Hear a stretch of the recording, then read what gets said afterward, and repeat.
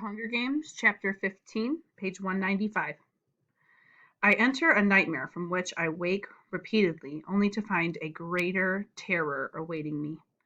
All the things I dread most, all the things I dread for others, manifest in such vivid detail, I can't help but believe they're real.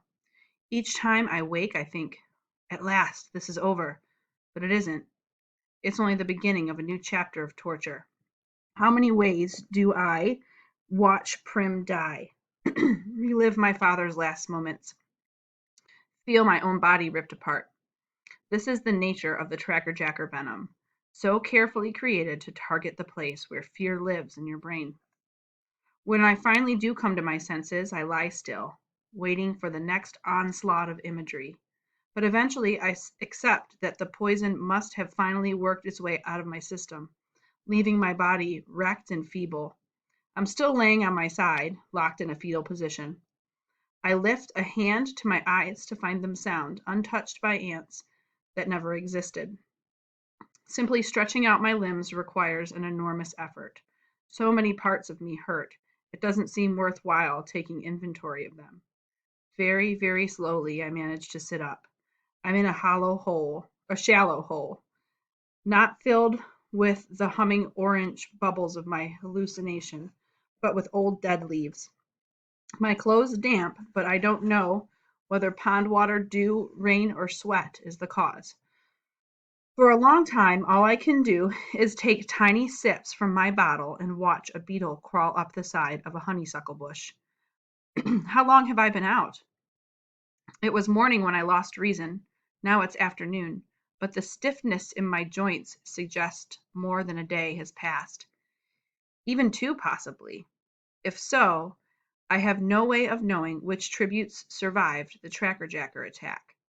Not Glimmer or the girl from District 4, but there was a boy from District 1. Both tributes from District 2 and PETA. Did they die from the stings? Certainly, if they lived, their last days must have been as horrid as my own. And what about Rue? She's so small. It wouldn't take much venom to do her in. But then again, the Tracker Jackers wouldn't have caught her, and she had a good head start. A foul, rotten taste invades my mouth, and the water has little effect on it. I drag myself over to the honeysuckle bush and pluck a flower. I gently pull the stamen through the blossom and set the drop of nectar on my tongue. The sweetness spreads through my mouth, down my throat, warming my veins with memories of summer, and my home woods and Gail's presence beside me. For some reason, our discussion from that last morning comes back to me. You could do it, you know. What? Leave the district, run off, live in the woods. You and I, we could do it and make it. And suddenly, I'm not thinking of Gail, but of PETA. And PETA, he saved my life, I think, because by the time we met up, I couldn't tell what was real and what was Tracker Jacker venom. I couldn't tell what was real and what the Tracker Jacker venom had caused me to imagine. But if he did, and my instincts tell me he did, what for? Is he simply working the lover boy angle he initiated in the interview? Or was he actually trying to protect me? And if he was, what was he doing with those careers in the first place? None of it made sense. I wonder what Gail made of the incident for a moment, and then I push the whole thing out of my mind because for some reason Gail and PETA do not exist well together in my thoughts. So I focus on the one really good thing that's happened since I landed in the arena. I have a bow and arrows. A full dozen arrows if you count the one I retrieved in the tree. They bear no trace of noxious green slime that came from Glimmer's body, which leads me to believe that might not have been wholly real, but they have a fair amount of dried blood on them. I can clean them later, but I do take a moment to shoot a few into a nearby tree. They are more like the weapons in the training center than my ones at home, but who cares? That I can work with. The weapons give me an entirely new perspective on the games. I now have tough opponents. I now have tough opponents left to face, but I am no longer merely prey that runs and hides and takes desperate measures. If Cato broke through the trees right now, I wouldn't flee. I'd shoot. I'd find I find I'm actually anticipating the moment with pleasure. But first, I have to get some strength back in my body. I'm very dehydrated again, and my water supply is dangerously low. The little padding I am able to put on by gorging myself during prep time at the Capitol is gone, plus several pounds as well. My hip bones and ribs are more predominant than I remember them being since those awful months after my father's death. And then there's the wounds to contend with, the burns, cuts, bruises from smashing into the trees, three jacker stings, which are sore and swollen as ever. I treat my burns with the ointment and try dabbing a bit on the stings as well, but it has no effect on them. My mother knew a treatment for them, some type of leaf that would draw out the poison, but she seldom had cause to use it, and I don't remember its name, let alone its appearance. Water first, I think. You can hunt along the way now. It's easy to see the direction I came from by the path of destruction my crazed body made through the foliage. So I walk off in the other direction, hoping my enemies still lie locked in the surreal world of trackerjacker venom. I can't. My joints reject any abrupt motions, but I establish the slow hunter's tread I use when tracking game. Within a few minutes, I spot a rabbit and make my first kill with my bow and arrow. It's not my usual clean shot through the eye, but I'll take it. After about an hour, I find a stream, shallow but wide, and more than sufficient for my needs. The sun is hot and severe, so while I pour my water to purify, I strip down to my underclothes and wade into the mild current. I'm filthy from head to toe. I try splashing myself, but eventually just lay down in the water for a few minutes, letting it wash off the soot and blood and skin that has started to peel off my burns. After rinsing out my clothes and hanging them to dry, I sit on the bank in the sun for a bit, untangling my hair with my fingers. My appetite returns, and I eat a cracker and a strip of beef with a handful of moss. I polish the blood from my silver weapons. Refreshed, I treated my burns again, braided back my hair, and dress in the damp clothes, knowing the sun will dry them soon enough. Following the stream against its current seems the smartest choice of action. I'm traveling uphill now, which I prefer, with a source of fresh water not only for myself, but possible game. I easily take out a strange I easily take out a strange bird that must be some sort of wild turkey. Anyway, it looks plenty edible to me. By late afternoon, I decide to build a small fire and cook the meat, betting the dusk will help conceal the smoke, and I can quench the fire by nightfall. I clean the game, taking extra care with the bird, but there's nothing alarming about it. Once the feathers are plucked, it's no bigger than a chicken, but it's plump and firm. I've I've just placed the first lot over the coals when I hear a twig snap. In one motion I turn to the sound, bringing the bow and arrow to my shoulder. There's no one there. No one I can see anyway. Then I spot the tip of a child's boot just peeking out from under a trunk of a tree. My shoulders relax and I grin.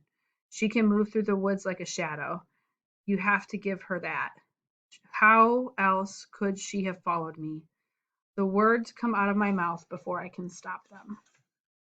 It's not the only ones, they're not the only ones who can form alliances, I say.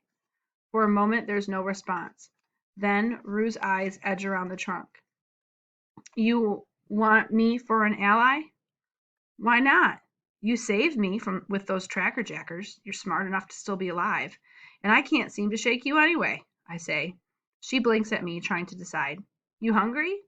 I can see her swallow hard, her eyes flickering to the meat. Come on then. I've had 2 kills today. Rue tentatively steps out into the open. I'll fix your strings. Can you? I ask. How? She digs in the pack she carries and pulls out a handful of leaves. I'm almost certain they're the ones my mother used. Where'd you find those? Just around. We all carry them when we work in the orchards. They left a lot of those nests there, says Rue. There are a lot here, too. That's right, you're District 11, agriculture. I say, orchards, huh? That must be how you fly around the trees like you've got wings. Rue smiles. I've landed on one of these things. I've landed on one of the few things. Rue smiles. I've landed on one of the few things she'll admit pride in. Well, come on then. Fix me up. I plunk down by the fire and roll up my ant leg to reveal the sting on my knee. To my surprise, Rue places the handful of leaves into her mouth and begins to chew. My mother would use other methods, but it's not like we had a lot of options. After a minute or so, Rue presses a gloppy green wad of chewed leaves and spit on my knee. Ooh, the sound comes out of my mouth before I can stop it. It's as if the leaves are actually leaching the pain right out of the sting. Rue gives a giggle. Lucky you had the sense to pull the stingers out, or you'd be a lot worse. Do my neck, do my cheek, I almost beg. Rue stuffs another handful of leaves in her mouth, and soon I'm laughing because the relief is so sweet. I notice a long burn on Rue's forearm. I have something for that. I set aside my weapons and anoint her arm with the burn medicine. You have good sponsors, she says longingly. Have you gotten anything yet? I ask. She shakes her head. You will, though. Watch. The closer you get to the end, the more people will realize how clever you are. I turn the meat over.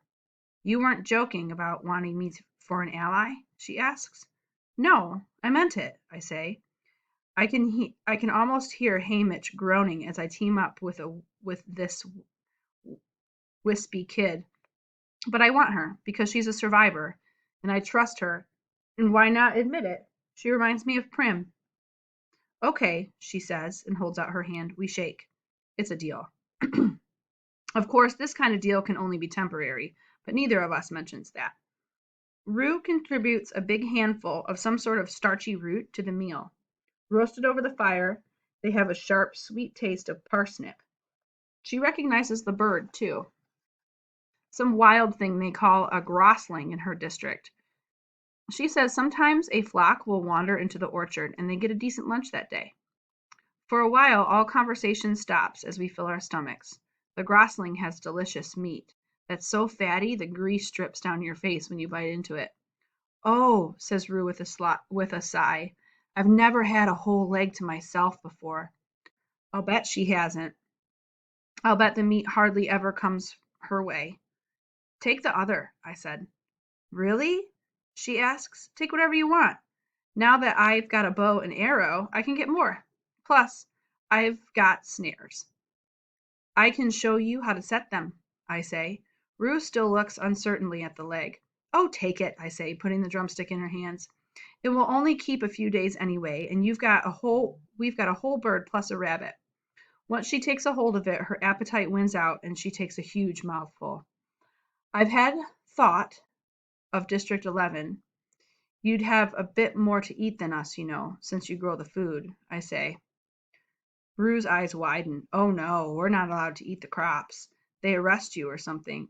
They arrest you or something? I ask. They whip you and make someone else watch, says Rue. The mayor's very strict about it. I can tell by her expression that it's not that uncommon of an occurrence. Public whippings are rare in District 12, although occasionally one happens. Technically, Gail and I could be whipped on a daily basis for approaching the woods. Well, technically, we could get a whole lot worse, except all the officials buy our meat. Besides, our mayor, Madge's father, doesn't seem to have much taste for such events.